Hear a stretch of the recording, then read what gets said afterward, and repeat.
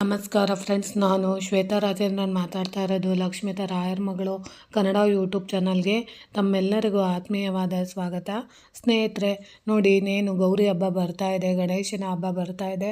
ಖಂಡಿತವಾಗ್ಲೂ ನಮಗೆ ಆರ್ಥಿಕ ಸಮಸ್ಯೆಗಳು ನಮ್ಮಲ್ಲೂ ಕೂಡ ಇದ್ದೇ ಇರುತ್ತೆ. ಅಂದರೆ ಹಣದ ಸಮಸ್ಯೆಗಳು ಇರ್ತಾ ಇರುತ್ತೆ. ಆದರೆ ಆ ಹಣದ ಸಮಸ್ಯೆಗಳು ಹೋಗಬೇಕು ಅಂದಾಗ ನಾವು ಕೆಲವೊಂದು ತಪ್ಪನ್ನು ಮಾಡ್ತಾ ಇರ್ತೀವಿ. ಆ ತಪ್ಪನ್ನು ಹಬ್ಬದಷ್ಟರಲ್ಲಿ ನಾವು ಒಂದು ಸ್ವಲ್ಪ ನಮ್ಮ ಲೈಫನ್ನು ಚೇಂಜ್ ಮಾಡಿಕೊಂಡಾಗ ಖಂಡಿತವಾಗ್ಲೂ ನಮಗೂ ಸಹ ಲಕ್ಷ್ಮಿ ಅನುಗ್ರಹ ಆಗೋದಕ್ಕೆ ಸಹಾಯ ಆಗುತ್ತೆ. ಯಾಕಂದರೆ ನಮಗೆ ಇವಾಗಿನ ಕಾಲದಲ್ಲಿ ಕಷ್ಟದಲ್ಲಿರೋಂಥ ಪರಿಸ್ಥಿತಿಗಳಲ್ಲಿ ನಮಗೆ ಅಂತ ಹಣದ ವ್ಯವಸ್ಥೆನ ಯಾರು ಕೂಡ ಮಾಡೋದಿಲ್ಲ. ಆದರೆ ನಮಗೆ ಹಣ ಬರಬೇಕು ಅಂತಂದರೆ ನಾವು ಕೆಲವೊಂದು ತಪ್ಪುಗಳನ್ನು ಮಾಡ್ತಾ ಇರ್ತೀವಿ. ಆ ತಪ್ಪುಗಳನ್ನು ಸ್ವಲ್ಪ ತಿದ್ದುಕೊಂಡ್ರೆ ನಮಗೂ ಕೂಡ ಲಕ್ಷ್ಮಿ ಅನುಗ್ರಹ ಆಗೋದಕ್ಕೆ ಸಹಾಯ ಮಾಡುತ್ತೆ. ಏನಪ್ಪ ಅಂತ ತಪ್ಪುಗಳನ್ನ ಮಾಡ್ತಾ ಇರ್ತೀವಿ ಅಂದರೆ, ನೋಡಿ, ನಾವು ದಿನನಿತ್ಯ ಬಳಸುವಂಥ ಒಂದು ಪರ್ಸು ಕೂಡ ನಮಗೆ ಲಕ್ಕನ್ನು ತಂದುಕೊಡ್ಬೋದು. ಅಂದರೆ ಅದೃಷ್ಟನ ತಂದುಕೊಡ್ಬೋದು, ಇಲ್ಲಾಂದರೆ ದುರಾದೃಷ್ಟನೂ ತಂದುಕೊಡ್ಬೋದು. ಯಾಕಂದರೆ ಗೊತ್ತಿದ್ದೋ ಗೊತ್ತಿಲ್ಲದಿದ್ದಲೇ ನಾವು ಇಂಥ ತಪ್ಪುಗಳನ್ನು ಖಂಡಿತವಾಗ್ಲೂ ಮಾಡ್ತಾ ಇರ್ತೀವಿ. ಆ ತಪ್ಪನ್ನು ಹಬ್ಬದ ದಿನಗಳಷ್ಟರಲ್ಲಿ ಒಂದು ಸ್ವಲ್ಪನಾದರೂ ನಾವು ಬದಲಾಯಿಸ್ಕೊಂಡ್ರೆ ನಮಗೂ ಕೂಡ ಅದೃಷ್ಟ ಅನ್ನೋದು ಕೂಡಿ ಬರೋದಕ್ಕೆ ಸಹಾಯ ಆಗುತ್ತೆ ಅಂತ ನಾನು ನಿಮಗೆ ತಿಳಿಸ್ಕೊಡ್ತಿದ್ದೀನಿ. ಏನಪ್ಪ ಅಂದರೆ, ವಾಸ್ತುಶಾಸ್ತ್ರದಲ್ಲಿ ಮನೆಯಲ್ಲಿ ಇರಿಸಲಾಗಿರುವ ಎಲ್ಲ ವಸ್ತುಗಳಿಗೂ ವಿಶೇಷ ಪ್ರಾಮುಖ್ಯತೆಯನ್ನು ನೀಡಲಾಗುತ್ತದೆ. ವಿಶೇಷವೇನೆಂದರೆ, ವಾಸ್ತು ಪ್ರಕಾರ ಒಬ್ಬ ವ್ಯಕ್ತಿಯ ಆರ್ಥಿಕ ಸ್ಥಿತಿಯು ಅವನು ತನ್ನ ಪರ್ಸಿನಲ್ಲಿ ಏನನ್ನು ಇಟ್ಟುಕೊಂಡಿರುತ್ತಾನೆ ಎಂಬುದರ ಮೇಲೆ ಬಹಳಷ್ಟು ಅವಲಂಬಿತವಾಗಿರುತ್ತದೆ. ಅಂದರೆ ನಾವು ಪ್ರತಿನಿತ್ಯ ಬಳಸುವಂಥ ಪರ್ಸಲ್ಲೂ ಕೂಡ ಮಹಾಲಕ್ಷ್ಮಿ ಸಾನ್ನಿಧ್ಯ ಇರುತ್ತೆ. ಅಂಥ ಮಹಾಲಕ್ಷ್ಮಿ ಸಾನ್ನಿಧ್ಯ ಇರೋಂಥ ಪರ್ಸನ್ನ ನಾವು ಯಾವ ರೀತಿ ಬಳಸಬೇಕು ಮತ್ತು ಆ ಪರ್ಸ್ನಲ್ಲಿ ಯಾವ್ಯಾವ ವಸ್ತುಗಳಿದ್ದರೆ ನಮಗೆ ಅದೃಷ್ಟ ಅನ್ನೋದು ಕೂಡಿ ಬರುತ್ತೆ ಅನ್ನೋದ್ರ ಬಗ್ಗೆ ನಾನು ನಿಮಗೆ ತಿಳಿಸ್ಕೊಡ್ತಾ ಇದ್ದೀನಿ. ನೋಡಿ, ವಾಸ್ತುವಿನಲ್ಲಿ ಪರ್ಸಿಗೆ ಸಂಬಂಧಿಸಿದ ಕೆಲವು ವಿಶೇಷ ನಿಯಮಗಳನ್ನು ಸಹ ಮಾಡಲಾಗಿದೆ. ಇದರ ಪ್ರಕಾರ ಕೆಲವು ವಿಷಯಗಳು ನಿಮಗೆ ಆರ್ಥಿಕ ಬಿಕ್ಕಟ್ಟನ್ನು ಉಂಟು ಮಾಡಬಹುದು. ಅಷ್ಟಕ್ಕೂ ಪರ್ಸಿನಲ್ಲಿ ಯಾವ ವಸ್ತುಗಳನ್ನು ಇಡಬಾರದು ಎಂಬುದರ ಬಗ್ಗೆ ತಿಳಿದುಕೊಳ್ಳಿ. ನೋಡಿ, ನೀವು ಯಾವಾಗಲೂ ಅಷ್ಟೇನೆ ನೀವು ಪ್ರತಿದಿನ ಕ್ಯಾರಿ ಮಾಡ್ತಾ ಇರ್ತೀರ. ಅಂದರೆ ಕೆಲ್ಸಕ್ಕೆ ಹೋಗುವಾಗ ಪರ್ಸನ್ನು ತೊಗೊಂಡೋಗ್ತಾ ಇರ್ತೀರಾ, ಅಥವಾ ನೀವು ಮಾಡೋಂಥ ಕೆಲಸದ ಆಫೀಸ್ಗಳಲ್ಲಿ ನಿಮ್ಮದೇ ಆದಂಥ ಪರ್ಸ್ನಲ್ ಆಗಿ ಹಣದ ವ್ಯವಹಾರ ಮಾಡೋದಕ್ಕೆ ಒಂದು ಪರ್ಸನ್ನು ಇಟ್ಕೊಂಡಿರ್ತೀರ. ಬ್ಯಾಂಕ್ ವ್ಯವಹಾರ ಮಾಡೋದಕ್ಕೆ ಒಂದು ಬ್ಯಾಗನ್ನು ತೊಗೊಂಡು ಕ್ಯಾರಿ ಮಾಡ್ತಾ ಇರ್ತೀರ. ಅಥವಾ ನಿಮ್ಮ ಮನೇಲಿ ಒಡವೆ ವಸ್ತ್ರಗಳನ್ನ ಇಡೋದಕ್ಕೆ ಒಂದು ಪರ್ಸನ್ನು ನೀವು ಕ್ಯಾರಿ ಮಾಡ್ತಾ ಇರ್ತೀರ. ಅಂಥ ಪರ್ಸಲ್ಲಿ ನೀವು ಯಾವ್ಯಾವ ವಸ್ತುಗಳಿದ್ದರೆ ಮಾತ್ರ ನಿಮಗೆ ಅದೃಷ್ಟ ತಂದು ಕೊಡ್ತಾ ಇರುತ್ತೆ. ಅದನ್ನು ಬಿಟ್ಟು ನೀವು ಎಲ್ಲಂದರೆ ಅಲ್ಲಿ ಪರ್ಸ್ಗಳಲ್ಲಿ ನೀವು ಯಾವ್ಯಾವ ವಸ್ತುಗಳನ್ನ ನೀವು ತುಂಬಿಕೊಂಡಿದ್ದು ಎಲ್ಲ ಕೆಲಸಗಳಿಗೆ ನೀವು ಹೋಗ್ತಾ ಇದ್ದರೆ ಅದೇ ನಿಮಗೆ ಎಲ್ಲೋ ಒಂದು ಕಡೆ ಶಾಪವಾಗಿ ಸಾಲ ಮಾಡೋದಕ್ಕೆ ಅನುಕೂಲ ಮಾಡಿಕೊಡ್ಬೋದು.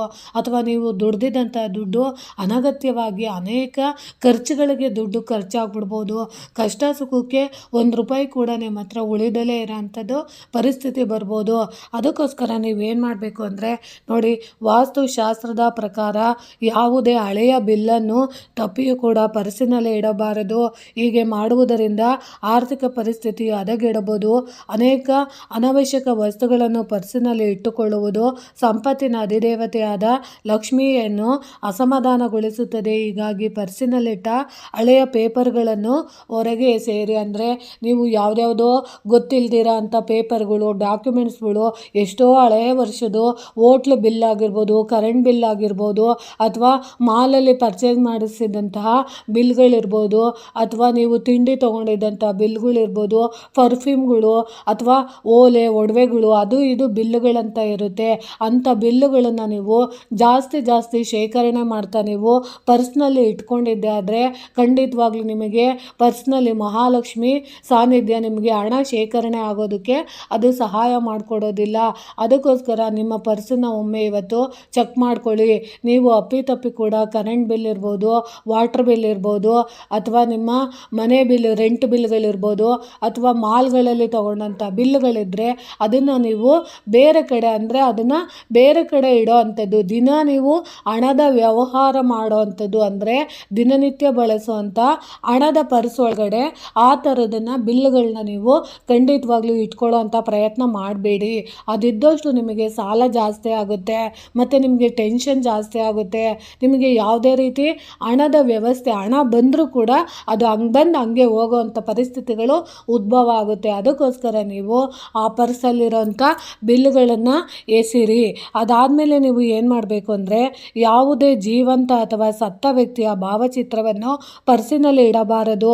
ಅಷ್ಟೇ ಅಲ್ಲದೆ ವಾಸ್ತು ಪ್ರಕಾರ ಪರ್ಸಿನಲ್ಲಿ ಯಾವುದೇ ದೇವತೆಗಳ ಫೋಟೋಗಳನ್ನು ಸಹ ಇಟ್ಟುಕೊಳ್ಳಬಾರದು. ಹಾಗೆ ಮಾಡುವುದರಿಂದ ವ್ಯಕ್ತಿಯ ಸಾಲ ಹೆಚ್ಚಾಗುತ್ತದೆ ಮತ್ತು ವಾಸ್ತು ದೋಷಗಳು ಉಂಟಾಗುತ್ತದೆ. ನೋಡಿ, ನಿಮಗೆ ಎಲ್ಲರಿಗೂ ನಮ್ಮದೇ ಆದ ಸಂಬಂಧಗಳು, ಪ್ರೀತಿ ಪ್ರೇಮ ಎಲ್ಲ ಇರುತ್ತೆ. ಅಂದರೆ ನಾವು ತಂದೆ ತಾಯಿ ಮೇಲೆ ಪ್ರೀತಿ ಇಟ್ಟಿರ್ತೀವಿ, ದೇವರ ಮೇಲೆ ಪ್ರೀತಿ ಇಟ್ಟಿರ್ತೀವಿ, ಬಂಧು ಬಳಗದ ಮೇಲೆ ಪ್ರೀತಿ ಇಟ್ಟಿರ್ತೀವಿ, ಮತ್ತು ನಮಗೆ ಸಹಾಯ ಮಾಡಿದಂಥ ವ್ಯಕ್ತಿಗಳಿರ್ಬೋದು ಅಥವಾ ನಮಗೆ ಇಷ್ಟ ಆದಂಥ ವ್ಯಕ್ತಿಗಳದ್ದು ಒಂದಷ್ಟು ಫೋಟೋನ ನಾವು ಪ್ರತಿದಿನ ಕ್ಯಾರಿ ಮಾಡ್ತಾ ಇರ್ತೀವಿ. ಆದರೆ ನಾವು ದಿನನಿತ್ಯ ಬಳಸೋವಂಥ ಪರ್ಸು ಒಳಗಡೆ, ಅಂದರೆ ಹಣ ಇಡೋವಂಥ ಪರ್ಸು ಒಳಗಡೆ ಯಾವುದೇ ಕಾರಣಕ್ಕೂ ಸತ್ತೋಗಿರೋ ಅಂಥ ವ್ಯಕ್ತಿಗಳಾಗಿರ್ಬೋದು, ತಂದೆ ತಾಯಿಗಳಾಗಿರ್ಬೋದು, ಅಥವಾ ಫ್ರೆಂಡ್ಸ್ ಆಗಿರ್ಬೋದು, ಯಾರದೇ ಭಾವಚಿತ್ರ ಇರೋವಂಥ ಫೋಟೋನ ನಾವು ಹಣದ ವ್ಯವಹಾರ ಮಾಡೋವಂಥದ್ದು, ಪ್ರತಿದಿನ ನೀವು ಹಣದ ವ್ಯವಹಾರ ಮಾಡ್ತಾ ಇರ್ತೀರಲ್ಲ, ಈಗ ದುಡ್ಡನ್ನ ಕೊಡೋದಾಗಿರ್ಬೋದು, ತಗೊಳ್ಳೋದಾಗಿರ್ಬೋದು, ಅಥವಾ ನೀವು ಈ ಥರದ್ದು ಕ್ಯಾರಿ ಮಾಡೋವಂಥ ಪರ್ಸಲ್ಲಿ ಬಿಟ್ಟು ಬೇರೆ ಕಡೆ ಎಲ್ಲಾದ್ರೂ ನಿಮ್ಮ ಬ್ಯಾಗಲ್ಲಿ ನೀವು ಇಟ್ಕೊಬೋದು. ಆದರೆ ಹಣದ ವ್ಯವಹಾರ ಮಾಡೋವಂಥ ಪರ್ಸು, ದುಡ್ಡು ಇಡೋವಂಥ ಪರ್ಸು ಒಳಗಡೆ ಖಂಡಿತವಾಗ್ಲೂ ನೀವು ಯಾವುದೇ ಸತ್ತೋಗಿರೋ ಅಂಥ ವ್ಯಕ್ತಿಗಳು ಅಂಥ ಫೋಟೋನ ನೀವು ಪರ್ಸು ಒಳಗಡೆ ಇಟ್ಟಿದ್ರೆ ನಿಮಗೆ ಖಂಡಿತವಾಗ್ಲೂ ದುಡ್ಡು ಆಕರ್ಷಣೆ ಆಗೋದಿಲ್ಲ. ಈ ಥರದ್ದೇನಾದರೂ ಮಾಡ್ತಾಯಿದ್ರೆ, ಅಂಥ ಫೋಟೋಗಳಿದ್ದರೆ ಅದನ್ನು ಬೇರೆ ಬ್ಯಾಗಿಗೆ, ಅಂದರೆ ದುಡ್ಡು ಇಡೋ ಅಂಥ ಪರ್ಸನ್ನು ಬಿಟ್ಟು ಬೇರೆ ಕಡೆ ಇನ್ನೊಂದು ಬ್ಯಾಗಲ್ಲಿ, ಇನ್ನೊಂದು ಪರ್ಸಲ್ಲಿ ನೀವು ಕ್ಯಾರಿ ಮಾಡ್ತೇನೆ ಅಂದರೆ ಖಂಡಿತವಾಗ್ಲೂ ಮಾಡ್ಬೋದು. ಯಾಕಂದರೆ ಇದು ಭಾವನಾತ್ಮಕ ವಿಷಯಗಳು, ಭಾವನೆಗಳಿಗೆ ಬೆಲೆ ಕೊಡಬೇಕಾಗುತ್ತೆ. ದುಡ್ಡಿಗಿಂತ ನಮಗೆ ಭಾವನೆನೇ ಮುಖ್ಯ, ಮನಸ್ಸು ಮುಖ್ಯ, ಪ್ರೀತಿ ಮುಖ್ಯ.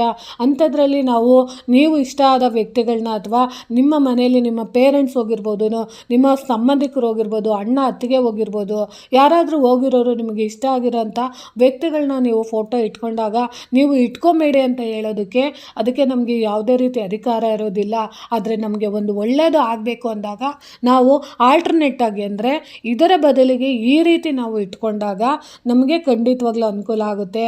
ನೀವು ದಿನನಿತ್ಯ ಬಳಸುವಂಥ ಹಣದ ವ್ಯವಹಾರದಲ್ಲಿರೋಂಥ ಪರ್ಸಲ್ಲಿ ಬಿಟ್ಟು ಬೇರೆ ಕಡೆ ಆಲ್ಟರ್ನೇಟ್ ಆಗಿ ನೀವು ಇಟ್ಕೊಬೋದು ಅಂತ ನಾನು ತಿಳಿಸೋಕ್ಕೆ ಇಷ್ಟಪಡ್ತೀನಿ. ಯಾವಾಗಲೂ ಅಷ್ಟೇ, ದೇವತೆ ಅನ್ನೋದು ಮಹಾಲಕ್ಷ್ಮಿ ಯಾವಾಗಲೂ ಶುದ್ಧತೆಗೆ ಆದ್ಯತೆ ಕೊಡ್ತಾಳೆ.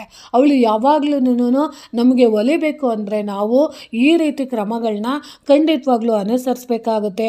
ಅದಾದಮೇಲೆ ನೀವು ಪರ್ಸ್ನಲ್ಲಿ ಇನ್ನೇನು ಇಡಬಾರ್ದು ಅಂದರೆ, ನೋಡಿ, ಪರ್ಸಿನಲ್ಲಿ ನೋಟು ಮತ್ತು ನಾಣ್ಯಗಳನ್ನು ಯಾವತ್ತೂ ಒಟ್ಟಿಗೆ ಇಡಬೇಡಿ. ಹೀಗೆ ಇಟ್ಟರೆ ವಾಸ್ತು ದೋಷಗಳು ಉಂಟಾಗುತ್ತದೆ ಮತ್ತು ಆರ್ಥಿಕ ಬಿಕ್ಕಟ್ಟಿಗೆ ಕಾರಣವಾಗುತ್ತದೆ. ನೀವು ಏನು ಮಾಡಬೇಕು ಅಂದರೆ ಸ್ನೇಹಿತರೆ, ನೀವು ಪರ್ಸ್ ಅಂತ ನೀವು ಒಂದು ತಗೊಂಡಾಗ ನೀವು ಕಾಯಿನ್ಗಳೆಲ್ಲ ಬರುತ್ತಲ್ಲ, ಚಿಲ್ಲರೆ ಕಾಯಿನ್ಗಳೆಲ್ಲ ಬರುತ್ತಲ್ಲ, ಅದನ್ನು ನೀವು ಒಂದು ಬೇರೆ ಕಡೆ ಪರ್ಸಲ್ಲಿ ಇಟ್ಕೊಂಡು ಬರೀ ನೋಟುಗಳನ್ನ ನೀವು ಪರ್ಸ್ ಒಳಗಡೆ ಉದ್ದವಾಗಿ ಇಟ್ಕೊಳ್ಳೋ ಅಂಥ ಅಭ್ಯಾಸನ ನೀವು ರೂಢಿಸ್ಕೊಳ್ಳಿ. ಯಾಕಂದರೆ ನಾಣ್ಯ ಮತ್ತು ನೋಟುಗಳನ್ನು ಒಂದೇ ಕಡೆ ಇಟ್ಟಾಗ ಖಂಡಿತವಾಗ್ಲೂ ನಮಗೆ ಅಭಿವೃದ್ಧಿ ಆಗ್ತಾ ಇರಲ್ಲ. ಇವಾಗ ಚಿಲ್ಲರೆ ಕಾಸಿದೆ ಅಂತ ಅಂದಾಗ ಅದನ್ನು ನೀವು ಬೇರೆ ಕಡೆ ಒಂದು ಚಿಕ್ಕ ಪರ್ಸ್ಗಳಲ್ಲಿ ಎಷ್ಟು ನಾಣ್ಯಗಳಿರುತ್ತೋ ಆ ನಾಣ್ಯಗಳನ್ನೆಲ್ಲ ಒಂದು ಕಡೆ ಇಟ್ಕೊಳ್ಳೋ ಅಂಥ ಅಭ್ಯಾಸನ ರೂಢಿ ಮಾಡ್ಕೊಳ್ಳಿ. ಮತ್ತು ನೋಟ್ಗಳಿರೋ ಅಂಥ ಪರ್ಸು, ಅಂದರೆ ನೋಟ್ಗಳಿರುತ್ತಲ್ಲ, ಆ ನೋಟ್ಗಳನ್ನ ನೀವು ಮಡಚಿ ಅಥವಾ ನೀವು ಮುರಿದು ಆ ರೀತಿ ಎಲ್ಲ ಇಡೋ ಅಂಥ ಅಭ್ಯಾಸನ ಖಂಡಿತವಾಗ್ಲೂ ಮಾಡಬೇಡಿ. ಯಾವಾಗಲೂ ನಾವು ನೋಟಿಗೆ ಒಂದು ಆದ್ಯತೆ ಕೊಡಬೇಕು. ಒಂದು ಪ್ರಮುಖವಾದ ಸ್ಥಾನನ ಕೊಟ್ಟಾಗ, ಅದು ನಮಗೆ ಒಂದು ಸ್ಥಾನಮಾನ ಕೊಟ್ಟಾಗ ಅದು ನಮಗೆ ಕೂಡ ಸ್ಥಾನಮಾನ ಮತ್ತು ಗೌರವ, ಅಧಿಕಾರ ಎಲ್ಲನೂ ಅದು ನಮಗೆ ಪರ್ಸ್ನಲ್ಲಿರುವಂಥ ನೋಟು ನಮಗೆ ಆಕರ್ಷಣೀಯವಾಗಿ ತಂದುಕೊಡುತ್ತೆ. ಅದಕ್ಕೋಸ್ಕರ ನೀವು ಪರ್ಸ್ನಲ್ಲಿ ಇಡೋವಂಥ ನೋಟ್ಗಳು ಉದ್ದವಾಗಿ ಇಟ್ಕೊಬೇಕಾಗುತ್ತೆ. ಆ ರೀತಿ ಪರ್ಸ್ಗಳನ್ನ ನೀವು ಕ್ಯಾರಿ ಮಾಡೋ ಅಂಥದ್ದನ್ನ ಅಭ್ಯಾಸನ ರೂಢಿಸ್ಕೊಳ್ಳಿ. ಅದಾದಮೇಲೆ ನೀವು ಪರ್ಸ್ನಲ್ಲಿ ಇಡಬಾರದ ವಸ್ತು ಅಂದರೆ ನೋಡಿ, ವಾಸ್ತುಶಾಸ್ತ್ರದ ಪ್ರಕಾರ ಕೀಗಳನ್ನು ಎಂದಿಗೂ ಪರ್ಸಿನಲ್ಲಿ ಇಡಬಾರದು. ಹೀಗೆ ಮಾಡಿದರೆ ಬಡತನ ಬರುತ್ತದೆ, ಜೊತೆಗೆ ಮನೆಯೊಳಗೆ ನಕಾರಾತ್ಮಕ ಶಕ್ತಿ ಬರುತ್ತದೆ ಎಂದು ನಂಬಲಾಗಿದೆ. ಇವಾಗ ನೀವು ಪ್ರತಿದಿನ ನೀವು ಆಫೀಸ್ಗೆ ಹೋಗ್ತಾ ಇರ್ತೀರಾ, ಮನೆಯಿಂದ ಅಂಗಡಿಗೆ ಹೋಗ್ತಾ ಇರ್ತೀರಾ, ಅಥವಾ ನಿಮ್ಮದೇ ಆದಂಥ ವ್ಯವಹಾರ ನೀವು ಮಾಡ್ತಾ ಇರ್ತೀರಾ. ಅಂಥವರು ಏನು ಮಾಡಬೇಕು ಅಂದರೆ, ಪ್ರತಿದಿನ ಕ್ಯಾರಿ ಮಾಡೋ ಅಂಥ ಬ್ಯಾಗಲ್ಲಿ ನೀವು ಪರ್ಸ್ ಇದೆ ಅಂತ ಅಂದ್ಬಿಟ್ಟು ಪಿನ್ಗಳಿರ್ಬೋದು, ಅಥವಾ ಸೇಫ್ಟಿ ಪಿನ್, ಇವಾಗ ನನಗೆ ಸೀರೆ ಉಟ್ಕೊಳ್ಳೋಕ್ಕೆ ಬೇಕು, ಅಥವಾ ಮೇಕಪ್ ಮಾಡ್ಕೊಳ್ಳೋಕ್ಕೆ ನಿಮಗೆ ಆದಂತಹ ಒಂದಷ್ಟು ಕಬ್ಬಿಣದ ಸಾಮಗ್ರಿಗಳಿರ್ಬೋದು, ಪ್ಲಾಸ್ಟಿಕ್ ಮೇಕಪ್ ವಸ್ತುಗಳಿರ್ಬೋದು, ಅಂಥದ್ದು ಎಲ್ಲನೂ ನೀವು ದುಡ್ಡು ಇರೋಂಥ ಪರ್ಸ್ ಒಳಗಡೆ ಹಾಕೊತಾ ಇರ್ತೀರಾ. ಖಂಡಿತವಾಗ್ಲೂ ಆ ಥರದನ್ನು ನೀವು ಬ್ಯಾಗ್ ಒಳಗಡೆ ಖಂಡಿತವಾಗ್ಲೂ ಕ್ಯಾರಿ ಮಾಡೋಕ್ಕೆ ಹೋಗಬೇಡಿ. ಯಾಕಂದರೆ ಪಿನ್ನು ಅಥವಾ ನೀವು ದಿನನಿತ್ಯ ಬಳಸೋವಂಥ ಗಾಡಿ ಕೀಗಳಿರ್ಬೋದು, ಅಥವಾ ಮನೆಯ ಕೀ ಇರ್ಬೋದು, ಲಾಕರ್ ಕೀ ಇರ್ಬೋದು, ಆ ಥರದ ಕೀಗಳನ್ನ ನೀವು ಖಂಡಿತವಾಗ್ಲೂ ಕ್ಯಾರಿ ಮಾಡ್ತಾ ಇದ್ದರೆ, ಅದರಲ್ಲೂ ನೀವು ಪ್ರತಿದಿನ ದುಡ್ಡನ್ನು ಇಟ್ಕೊಂಡು ವ್ಯವಹಾರ ಮಾಡೋವಂಥ ಪರ್ಸ್ ಒಳಗಡೆ ನೀವು ಅದನ್ನು ಕ್ಯಾರಿ ಮಾಡ್ತಾ ಇದ್ದರೆ, ನಿಮಗೆ ಶನಿ ಕಾಟ ಅನ್ನೋದು ಖಂಡಿತವಾಗ್ಲೂ ಇರುತ್ತೆ. ಕಬ್ಬಿಣದ ವಸ್ತುಗಳೆಂದರೆ ಶನಿ ಯಾವಾಗಲೂ ದುಡ್ಡಿನ ಜೊತೆ ಇದ್ದರೆ ಖಂಡಿತವಾಗ್ಲೂ ನಿಮಗೆ ಆಕರ್ಷಣೀಯವಾಗಿ ದುಡ್ಡು ಸಂಗ್ರಹ ಆಗೋದಿಲ್ಲ. ಈ ರೀತಿ ನಾವೇ ತಪ್ಪುಗಳನ್ನ ಮಾಡಿಕೊಂಡು ನಮಗೆ ಖಂಡಿತವಾಗ್ಲೂ ಲಕ್ಷ್ಮಿ ಅನುಗ್ರಹ ಆಗ್ತಾ ಇಲ್ಲ ಅಂತ ನಾವು ಕೊರಗೋದ್ರಲ್ಲಿ ಅರ್ಥ ಇರೋದಿಲ್ಲ. ಅದಕ್ಕೋಸ್ಕರ ನೀವು ಇವತ್ತಿನೇ ನಿಮ್ಮ ಪರ್ಸ್ ಒಳಗಡೆ ಯಾವುದಾದ್ರೂ ಕಬ್ಬಿಣದ ವಸ್ತುಗಳಿರ್ಬೋದು, ಅದು ಎಂಥದೇ ವಸ್ತುಗಳಾಗಿರಲಿ, ಪಿನ್ನ ಇರ್ಬೋದು, ಅಥವಾ ಪ್ಲಾಸ್ಟಿಕ್ ವಸ್ತುಗಳು ಇರ್ಬೋದು, ಪ್ಲಾಸ್ಟಿಕ್ಕು ಬಿಂದಿಗಳಿರ್ಬೋದು, ಪ್ಲಾಸ್ಟಿಕ್ ಮೇಕಪ್ ಬಾಕ್ಸ್ಗಳಿರ್ಬೋದು, ಅದ್ಯಾವುದು ಒಂದು ಪರ್ಸ್ ಒಳಗಡೆ ಖಂಡಿತವಾಗ್ಲೂ ಇರಬಾರ್ದು. ನೀವು ಬಳಸುವಂಥ ಕೀಗಳಿರ್ಬೋದು, ಯಾವುದೇ ವಸ್ತುಗಳು ಬ್ಯಾಗ್ನಲ್ಲಿ ಅಂದರೆ ನೀವು ದಿನನಿತ್ಯ ಬಳಸುವಂಥ ಪರ್ಸ್ ಒಳಗಡೆ ಇರ್ದಿರೋ ಥರ ನೀವು ನೋಡ್ಕೊಬೇಕಾಗುತ್ತೆ. ಈ ರೀತಿ ನೋಡ್ಕೊಳ್ಳೋದ್ರಿಂದ ನಿಮಗೆ ಖಂಡಿತವಾಗ್ಲೂ ದುಡ್ಡು ಅನ್ನೋದು ಆಕರ್ಷಣೀಯವಾಗಿ ನಿಮಗೆ ಸೇರ್ತಾ ಹೋಗುತ್ತೆ. ಇದನ್ನು ನೀವು ಮಾಡ್ಕೊಬೇಕಾಗುತ್ತೆ. ಅದಾದಮೇಲೆ ನೀವು ಇನ್ನೊಂದು ಏನು ಮಾಡಬೇಕು ಅಂದರೆ, ವಾಸ್ತುಶಾಸ್ತ್ರದ ಪ್ರಕಾರ ಯಾರು ಹರಿದ ನೋಟುಗಳನ್ನು ಪರ್ಸಿನಲ್ಲಿ ಇಟ್ಟುಕೊಳ್ಳಬಾರದು. ನಿಮ್ಮ ಪರ್ಸಿನಲ್ಲಿ ಈಗಾಗಲೇ ಹರಿದ ನೋಟು ಇದ್ದರೆ ಅದನ್ನು ಬದಲಾಯಿಸಿ. ಹರಿದ ಪರ್ಸು ಕೂಡ ಬಳಸಬಾರದು. ಹರಿದ ಪರ್ಸು ಇಟ್ಟುಕೊಳ್ಳುವುದರಿಂದ ಲಕ್ಷ್ಮೀ ದೇವಿಗೆ ಕೋಪ ಬರುತ್ತದೆ ಎನ್ನುವ ನಂಬಿಕೆ ಇದೆ. ನೋಡಿ, ಇವಾಗ ನೀವು ಏನು ಮಾಡ್ತೀರಾ ಅಂದರೆ, ಕೆಲವೊಬ್ಬರುಗಳು ರೋಡ್ಗಳಲ್ಲಿ ಸಿಕ್ಕೋ ಅಂಥ ನೋಟುಗಳು, ಅಕಸ್ಮಾತ್ ಹರಿದೋಗಿರೋ ಅಂಥ ನೋಟುಗಳು ಸಿಕ್ಕಿದ್ರೆ ಕೆಲವೊಂದು ಮೂಢನಂಬಿಕೆಗಳಿದೆ.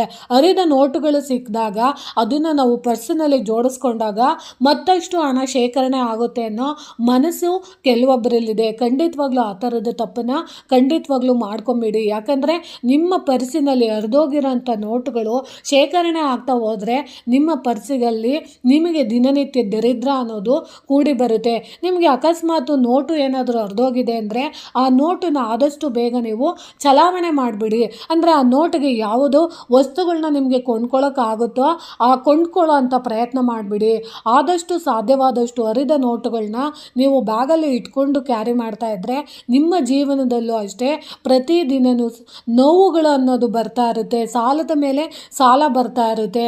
ನೀವು ಈ ಕಷ್ಟಪಟ್ಟಂಥ ದುಡ್ಡು ನಿಮ್ಮ ಕೈಯಲ್ಲಿ ಪ್ರತಿದಿನ ನಿಮ್ಮ ಜೊತೆನೇ ಇರ್ದಲೇನೆ ಪ್ರತಿದಿನ ಯಾವುದೋ ಒಂದು ರೀತಿ ಅನವಶ್ಯಕ ಖರ್ಚು ಮಾಡೋದಕ್ಕೆ ಅದು ಸಹಾಯ ಮಾಡಿಕೊಡುತ್ತೆ. ನಮಗೆ ಗೊತ್ತಿಲ್ಲದಿದ್ದಲೇ ನಮ್ಮ ಜೀವನದಲ್ಲಿ ನೆಗೆಟಿವಿಟಿ ಅನ್ನೋದು ಸ್ಟಾರ್ಟ್ ಆಗುತ್ತೆ. ಅದಕ್ಕೋಸ್ಕರ ನೀವು ಹರಿದ ನೋಟುಗಳಿದ್ದರೆ ಅದನ್ನು ನೀವು ಬೇಗ ಚಲಾವಣೆ ಮಾಡಿಕೊಂಡು ನಿಮಗೆ ಯಾವ ವಸ್ತುಗಳು ಬೇಕೋ ಆ ವಸ್ತುಗಳನ್ನ ತಗೊಂಡು ತದನಂತರ ನೀವು ನೋಟುಗಳು ಯಾವಾಗಲೂ ಶುಭ್ರವಾಗಿರೋವಂಥ ನೋಟುಗಳನ್ನ ನೀವು ಕ್ಯಾರಿ ಮಾಡಿ. ನೀವು ಲಕ್ಷಾಂತರ ರೂಪಾಯಿ ವ್ಯವಹಾರ ಮಾಡಿ ಅಂತ ಹೇಳ್ತಿಲ್ಲ. ನಿಮ್ಮಲ್ಲಿರೋ ಅಂಥ ₹1 ಇರ್ಬೋದು, ₹2 ನೋಟ್ ಇರ್ಬೋದು, ₹5 ನೋಟ್ ಇರ್ಬೋದು, ಅಥವಾ ₹10 ನೋಟ್ ಇರ್ಬೋದು, ₹20 ನೋಟ್ ಇರ್ಬೋದು, ಅದನ್ನು ನಾವು ಶುದ್ಧವಾಗಿ ನೀಟಾಗಿ ನಾವು ಪರ್ಸ್ನಲ್ಲಿ ಪರ್ಸ್ನಲ್ಲಿ ಜೋಡಿಸ್ಕೊಂಡು ನಾವು ಪ್ರತಿದಿನ ಅದಕ್ಕೆ ನಮಸ್ಕಾರ ಮಾಡಿಕೊಂಡು ಅದನ್ನು ನಾವು ಕ್ಯಾರಿ ಮಾಡೋದ್ರಿಂದ ಲಕ್ಷ್ಮಿ ಅನುಗ್ರಹ ಯಾವಾಗಲೂ ಇರುತ್ತೆ. ಯಾವಾಗಲೂ ನಾವು ಒಂದು ಪರ್ಸನ್ನ ನೋಡಿದ ತಕ್ಷಣ ಅದನ್ನು ನೋಡಿದಾಗ ಸಂತೋಷ ಆಗಬೇಕು, ಖುಷಿ ಆಗೋ ಥರ ನಾವು ಅದನ್ನು ಇಟ್ಕೊಂಡಾಗ, ಅದನ್ನು ನೋಡಿ ಕೊಳಕಾಗಿರೋದು ಇಟ್ಕೊಂಡು, ಗಲೀಜಾಗಿರೋದು ಇಟ್ಕೊಂಡು, ಅದರಲ್ಲೂ ಹರಿದೋಗಿರೋ ಅಂಥದ್ದನ್ನ ನೀವು ಇಟ್ಕೊಂಡ್ರೆ, ನೀವು ಪರ್ಸನ್ನ ನೀವು ಹರಿದೋಗಿರೋದು ಇಟ್ಕೊಂಡ್ರೆ ನಮ್ಮ ಜೀವನದಲ್ಲೂ ಅಷ್ಟೇ ಬರೀ ಕಷ್ಟ ನೋವುಗಳೇ ಬರ್ತಾ ಇರುತ್ತೆ. ಯಾವಾಗಲೂ ಹರಿದೋಗಿರೋ ಅಂಥ ಬ್ಯಾಗನ್ನು ನೀವು ಎಷ್ಟೊಂದು ಜನ ಬಡವರು ಇರ್ತೀರ, ಕ್ಯಾರಿ ಮಾಡ್ತಿರ್ತೀರ, ಒಂದು ಬ್ಯಾಗ್ ತೊಗೊಳಕ್ಕೂ ನಮಗೆ ಶಕ್ತಿ ಇರಲ್ಲ ಅಂತ ಅನ್ನೋರು, ನೀವು ಆ ಬ್ಯಾಗಿನ ಒಳಗಡೆ ಅಟ್ಲೀಸ್ಟು ನೀವು ದಿನನಿತ್ಯ ಬಳಸೋಂಥ ದುಡ್ಡಿನ ವ್ಯವಹಾರ ಮಾಡೋ ಅಂಥ ಪರ್ಸನ್ನ ಯಾವಾಗಲೂ ನೀವು ಅರ್ಧೋಗಿಲ್ದಲೇ ಇರೋವಂಥದ್ದು ನೀಟಾಗಿರೋ ಅಂಥ ಒಂದು ಚಿಕ್ಕ ಪರ್ಸನ್ನ ಕ್ಯಾರಿ ಮಾಡೋ ಅಂಥ ಅಭ್ಯಾಸ ಮಾಡ್ಕೊಳ್ಳಿ. ಅದನ್ನು ನೀವು ಮಾಡೋದ್ರಿಂದ ಖಂಡಿತವಾಗ್ಲೂ ಲಕ್ಷ್ಮೀ ಸಾನ್ನಿಧ್ಯ ಅನ್ನೋದಿರುತ್ತೆ. ಆಮೇಲೆ ನಾನು ಇನ್ನೊಂದು ಮುಖ್ಯವಾಗಿ ಹೇಳ್ತೀನಿ, ನಿಮಗೆ ಜಾಸ್ತಿ ದುಡ್ಡು ಶೇಖರಣೆ ಆಗಬೇಕು, ಯಾವಾಗಲೂ ನಮಗೆ ದುಡ್ಡು ಜಾಸ್ತಿ ನಮ್ಮ ಜೊತೆ ಇರಬೇಕು ಅಂದರೆ ಖಂಡಿತವಾಗ್ಲೂ ನೀವು ದೊಡ್ಡ ದೊಡ್ಡ ಮಾಲ್ಗಳಲ್ಲಿ, ದೊಡ್ಡ ಅಂಗಡಿಗಳಲ್ಲಿ ನೀವು ಬ್ಯಾಗ್ಗಳನ್ನ ಪರ್ಚೇಸ್ ಮಾಡ್ತೀರಾ.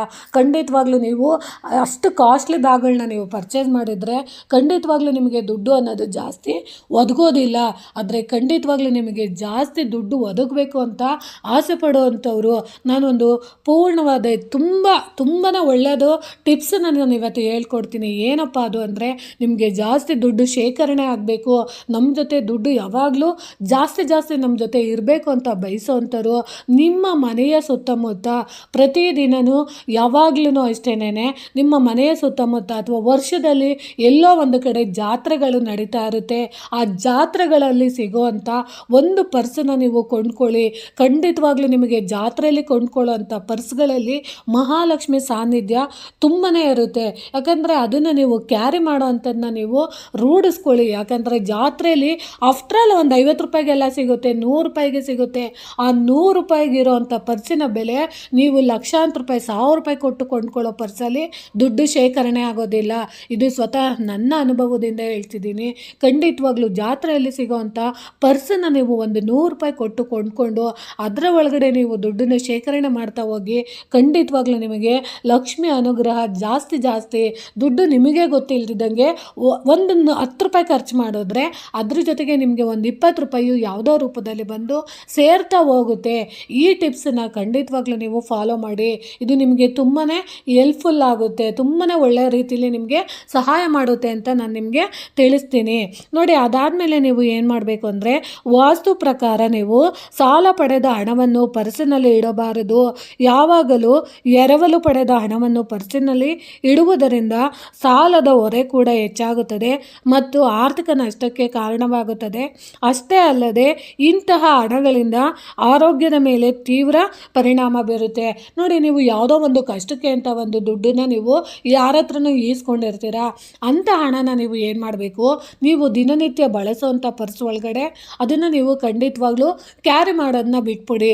ನೀವು ಯಾರೋ ಹತ್ರ ಸಾಲ ಇಸ್ಕೊಂಡಿದ್ದಂಥ ದುಡ್ಡನ್ನ ಬೇರೆ ಸಪ್ರೇಟಾಗಿ ಒಂದು ಪರ್ಸ್ನಲ್ಲೋ ಅಥವಾ ಒಂದು ಕವರಲ್ಲೋ ನೀವು ಇಟ್ಕೊಂಡು ಬಂದು, ತದನಂತರ ನಿಮಗೆ ಯಾವುದು ಸಾಲ ಇದೆಯೋ ಸಾಲದ ಸಮಸ್ಯೆಗಳನ್ನೆಲ್ಲ ತೀರಿಸಿದ ನಂತರ ಬೇರೆ ಅಮೌಂಟು, ನೀವು ದುಡ್ದಿರೋ ಅಂಥ ಅಮೌಂಟು, ನೀವು ಕಷ್ಟಪಟ್ಟು ಸಂಪಾದನೆ ಮಾಡಿರೋಂಥ ದುಡ್ಡನ್ನು ಮಾತ್ರ ನೀವು ಪರ್ಸ್ನಲ್ಲಿ ಕ್ಯಾರಿ ಮಾಡಿ.